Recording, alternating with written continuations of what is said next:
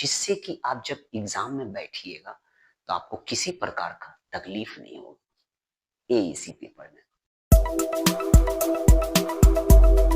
Hello my dear students, मैं आप लोग का एसकेएस सर। आज के वीडियो सेशन क्लास में आप क्या लेकर आए हैं? तो आज के वीडियो सेशन क्लास में जो स्टूडेंट सीयू का थर्ड सेमेस्टर में न्यू सिलेबस वाले लोग अंडर सीसीए जिनका थर्ड सेमेस्टर में मान लीजिए एईसी हिंदी है, तो एईसी हिंदी में आपका एक चैप्टर है, आपका हिंदी का एक चैप्टर है सवेरे उठा तो धूप खिली थी।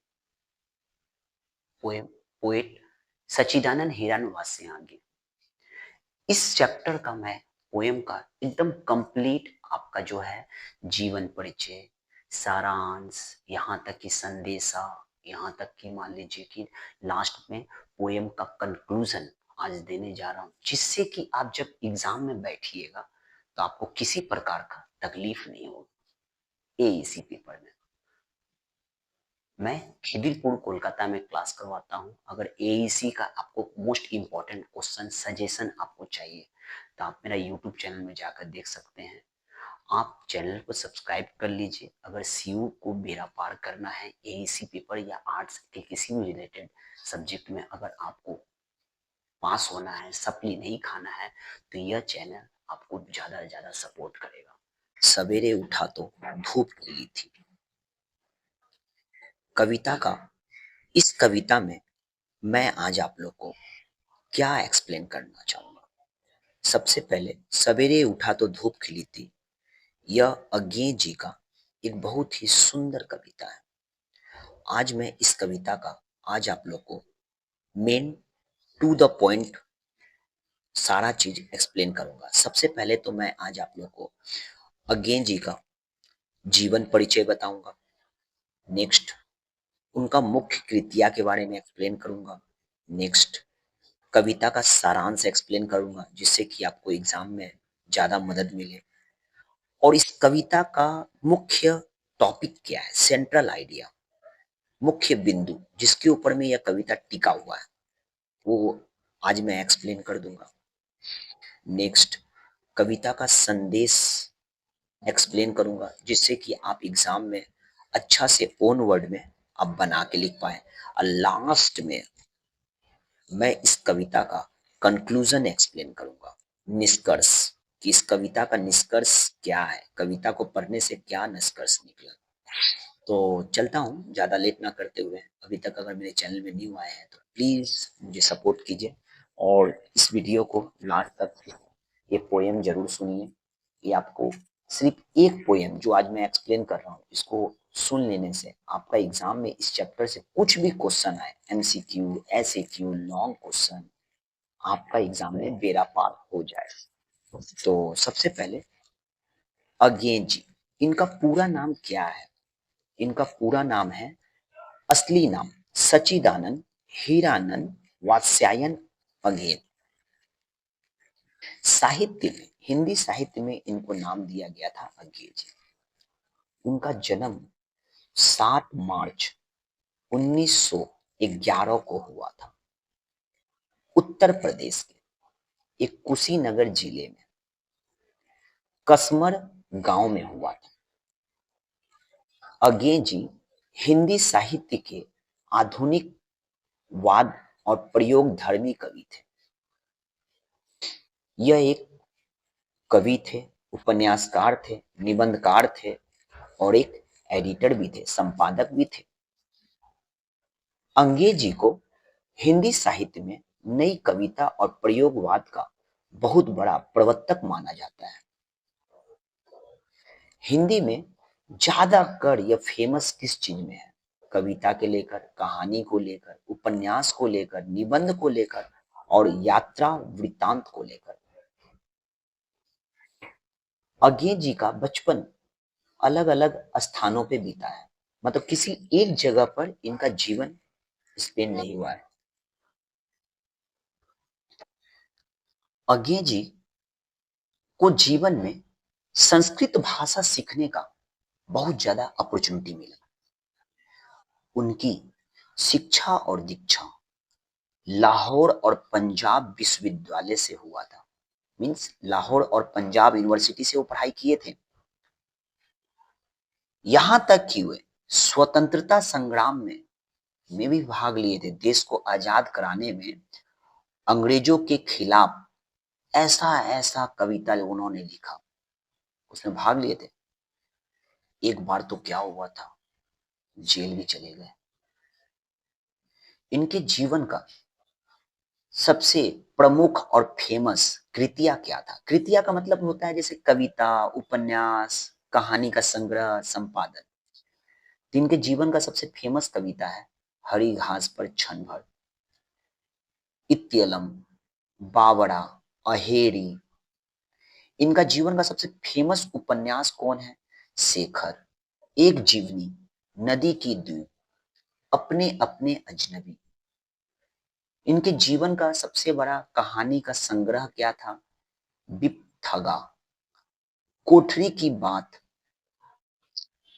इनके जीवन का फेमस संपादन क्या था? तारस, तार सप्तक। तो यह था जो है अज्ञे जी का जीवन के बारे में। इनका निधन कब हुआ था? इनकी मृत्यु कब हुई थी? 4 अप्रैल 1987 में, 1987। अब मैं चलता हूं, सवेरे उठा तो धूप खिली थी, इनका फेमस कविता है बाबू। सच्चिदानंद हीरानंद वात्स्यायन अगेन जी का लिखा हुआ यह फेमस कविता है। अब मैं एक्सप्लेन करने जा रहा हूं। इस कविता में अगेन जी की कविता सवेरे उठा तो धूप खिली थी, यह एक गहन और विचारशील रचना है जिसमें प्रकृति के माध्यम से जीवन और आत्मा की गहरी अनुभूतियों को व्यक्त करती है।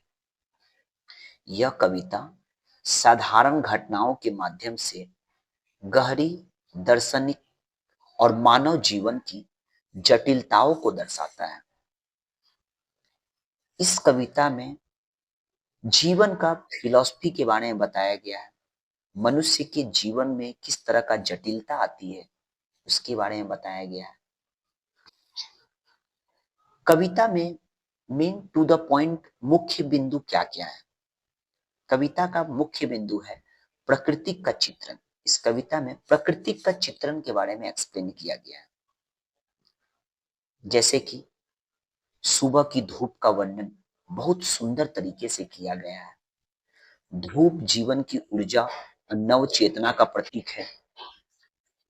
कवि के अनुसार जैसे धूप हर दिन अंधकार को हटाकर प्रकाश फैलाता है, वैसे ही हम अपने जीवन में नकारात्मक चीज को अगर हटा दे और सकारात्मक मतलब पॉजिटिव चीज को लाएं तो धूप के समान प्रकाश आ जाएगा।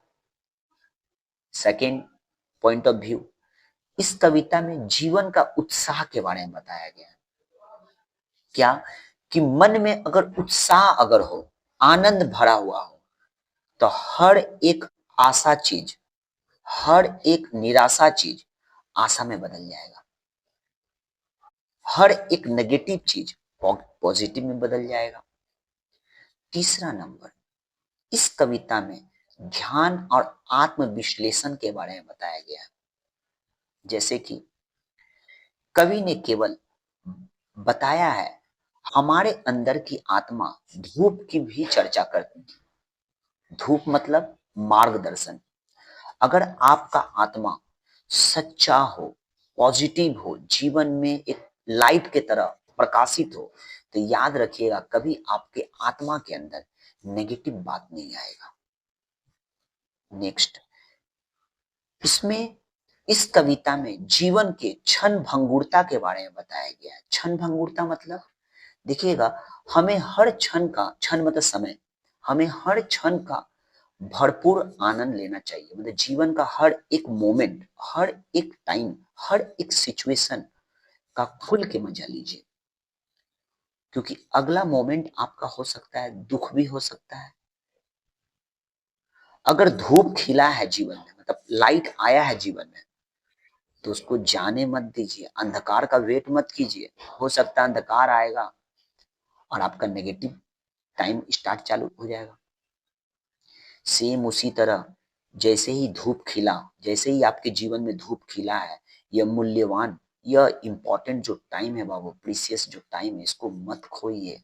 कवि कहना चाहते हैं लास्ट, इस कविता में प्रेरणा और संदेश के बारे में बताया गया है। जीवन में हर एक रोशनी और ऊर्जा के बारे में बताया गया है। आप जीवन में जिस सिचुएशन पे खड़े हैं, जहां खड़े हैं, आप वहां से फिर से शुरुआत कीजिए, फिर से आपके जीवन में धूप निकलेगा, फिर से एक नई उम्मीद जगेगी। इस कविता में अब कविता का संदेश क्या है, मैं आज आप लोग को एक्सप्लेन करने जा रहा हूँ। कविता का संदेश यह है, हर दिन एक नई शुरुआत होती है। आज कुछ नया काम कीजिए, कल कुछ फिर नया काम कीजिए। पोएम पोएम का जो पोएट है अगेन जी, ये हमें सिखला रहे हैं, संदेश दे रहे हैं। हर कठिन समय में भी, हर कठिन परिस्थितियों में भी जीवन में पीछे मत हटिए, हमेशा बाउंस बैक मारते रहिए। जीवन का हर सिचुएशन में, चाहे आपका जीवन में अंधकार क्यों ना हो, जीवन का हर एक एक मोमेंट को खोइए मत, बर्बाद मत कीजिए। लास्ट बॉल में भी अपने मन में आशा रखिए कि हाँ, जीवन में कुछ कर सकते हैं। कविता का लास्ट पॉइंट, इस कविता का निष्कर्ष क्या निकलेगा, कंक्लूजन क्या है? कविता का कंक्लूजन है, अगेन जी, यह कविता जीवन के प्रति पॉजिटिव और नेगेटिव की बातों को एक्सप्लेन करते हैं।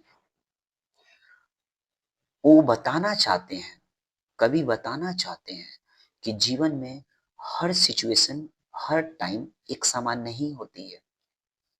आज आपके पास में अच्छा दिन है तो कल आपके पास खराब दिन आएगा। इस कविता में यह बताया गया है कि जिस तरह से दिन का शुरुआत धूप से होता है, वैसे ही आप अपनी उम्मीद को मत खोइए। धूप मतलब उम्मीद, एक नया लाइट आया, एक नया अपॉर्चुनिटी आया, उसको मत खोइए। अपनी निराशा को दूर भगाइए और आशा को फिर से जागृत कीजिए। इस कविता से हमें यही प्रेरणा मिलती है। अगर आपको यह कविता अच्छा लगा हो तो प्लीज मुझे सपोर्ट कीजिए, चैनल को सब्सक्राइब जरूर कीजिएगा। और इस कविता से रिलेटेड आपको कुछ भी मन में डाउट हो तो आप जरूर से जरूर क्या कीजिए, कमेंट में लिखिए कि हाँ सर, मुझे ये डाउट है। मैं आपको वहाँ सॉल्यूशन बताऊंगा। और ज़्यादा से ज़्यादा लाइक जरूर कीजिएगा प्लीज़।